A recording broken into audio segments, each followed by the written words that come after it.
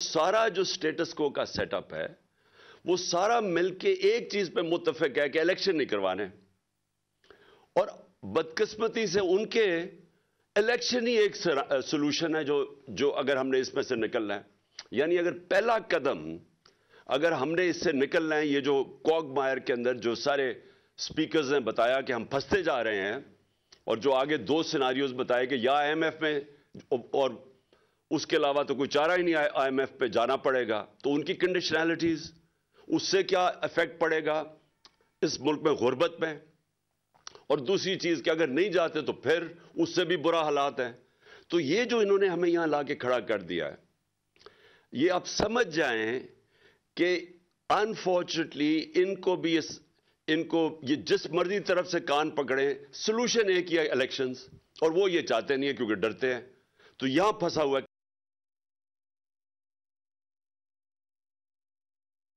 तो, क्योंकि सारी कौम तो सुनना चाहती है कि आगे करना क्या है, कौन निकालेगा इसमें से। मैं उसके ऊपर आऊंगा, लेकिन मैं जरूर ये कहना चाहता हूं, क्योंकि सारी मेरी कौम को इस चीज की समझ आनी चाहिए, और आप सब जितने बैठे हुए हैं, कि देखें जो इस मुल्क से किया गया 9 अप्रैल को, और जिस तरह किया गया और जिस तरह की साजिश की गई, एक वो गवर्नमेंट जो पहली दफा आई थी पाकिस्तान की तारीख में फेडरल गवर्नमेंट में, वो गवर्नमेंट जब आई थी, और सबको पता है आपने, क्योंकि शौकत तरीन आप सब ने बता दिया कि एक बैंकरप्ट गवर्नमेंट मिली थी पाकिस्तान की। सबसे बड़ा मसला हमारा क्या है? करंट अकाउंट डेफिसिट, डॉलर्स कम है। तो वो तो एक यानी अब मैं क्या कहूं कि शॉर्ट साइटेड गवर्नमेंट्स मुसलसल आती गई। ये दो खानदानों का कोई ज्यादा लंबा विजन थी नहीं। जो पैसे बनाने आते थे और पैसे बचाने आते थे, उन्होंने तो कभी लॉन्ग टर्म प्लानिंग की नहीं। तो जो मुल्क अपनी एक्सपोर्ट्स नहीं बढ़ाएगा, अपनी डॉलर इनकम को नहीं बढ़ाएगा, वो कैसे कह सकता है कि मैं एशियन टाइगर बन जाऊंगा। मैंने ऐसे भी स्लोगन सुने हैं, लाहौर को पेरिस बना देंगे। तो सिंपल चीज यह है कि अगर आपकी आमदनी नहीं बढ़ रही और खर्चे आपके बढ़ते जा रहे हैं, यानी इंपोर्ट्स बढ़ती जा रही हैं, तो आप कैसे एक मुल्क सॉल्वेंट रहेगा? हर शोर में जाते ही आईएमएफ के पास जा रहे हैं। हमने खुद माजी में शोर मचाया आईएमएफ के पास, क्योंकि सॉवरेंटी का इशू आ जाता है। जब आप आईएमएफ के पास जाते हैं तो आप अपने फैसले नहीं कर सकते, और ये एक बड़ा जिल्लत का सामना करना पड़ता है मुल्क को कि आप फैसले नहीं कर सकते। वो आपको हुक्म देते हैं, वहां उनके रिप्रेजेंटेटिव बैठ जाते हैं, वो कहते हैं आपने ये करना है, वो करना है, और वो आप डरते हैं कि वो करेंगे तो गुर्बत बढ़ेगी।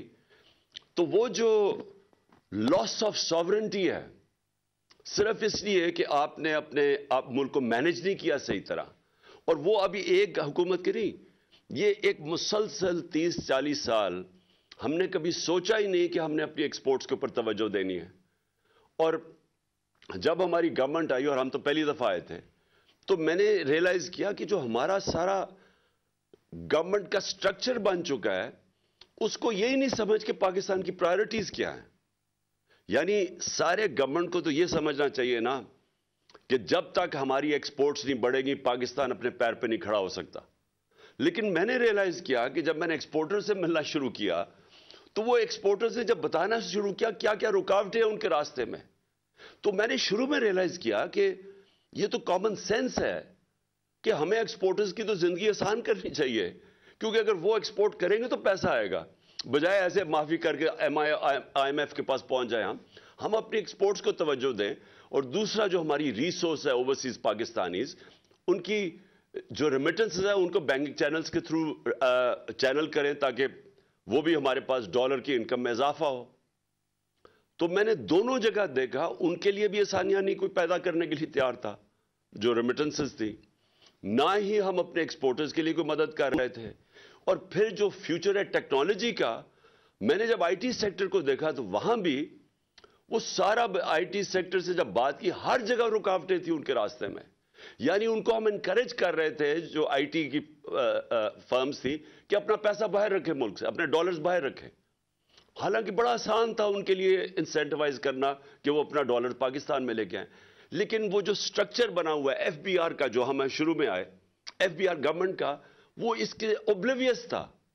اس کو سمجھ ہی نہیں تھی کہ کیوں یعنی ایک ملک بینکرپٹ ہے, ہمارے پاس ڈالرز نہیں ہے, لیکن جو ڈالر جنہوں نے انکم پروڈیوس کرنی ہے ان کے لیے کوئی انسینٹیوز ہی نہیں تھے, اور بلکہ رکاوٹیں تھیں, اور پھر ہر جگہ پہ جا کے ریڈ ٹیپ تھی, ہر جگہ جا کے وہ پھنس جاتے تھے. تو سب سے بڑی بات یہ کہ اس سے کبھی کسی نے پرائرٹائز کیا ہی نہیں. نون لیگ جو کہتے ہیں ہم بڑا زبردست پاکستان چھوڑ کے گئے ہیں, ایک تو پاکستان کی تاریخ کا آپ نے مینشن کیا, سب سے بڑا کرنٹ اکاؤنٹ ڈیفیسٹ چھوڑ کے گئے, جبکہ تیل کی قیمتیں آپ اٹھا کے دیکھیں ان کے دور میں ان کو تو بنانزا مل گیا تھا. ہمارے دور میں تیل کی قیمتیں دیکھیں تو ان کو تو تیل بڑا کم قیمت پہ مل رہا تھا, اس کے باوجود سب سے بڑا کرنٹ اکاؤنٹ ڈیفیسٹ چھوڑ گئے. مین ہمیں تو پرابلمز آیا جو ہمارے دور میں, وہ جب کموڈیٹی سپر سائیکل آیا اور تیل کی قیمتیں اوپر گئیں تو ہمارا تو کرنٹ اکاؤنٹ ادھر افیکٹ ہوا, اوپر سے ہمیں کرونا کا پڑ گیا, ہمیں کووڈ $3 ارب کی کووڈ ویکسینز خریدنی پڑی, یہ ان یوزول کاسٹ ہے, تو ہمیں تو وہ افیکٹ ہوا. تو ان کو کیا پرابلم تھا؟ تو انہوں نے سب سے بڑا کرنٹ اکاؤنٹ ڈیفیسٹ, ایکسپورٹس بڑی نہیں ان کے 5 سال کے اندر, تو یہ اکانومی کیسے ٹھیک کر کے چلے گئے؟ آپ کرنٹ اکاؤنٹ بھی سب سے بڑا چھوڑ جائیں, ایکسپورٹس بڑھائیں نا, تو وہ کیسے گورنمنٹ کہہ سکتی ہے کہ ہماری پرفارمنس اچھی ہے؟ وہ ہمیں ملک ملا.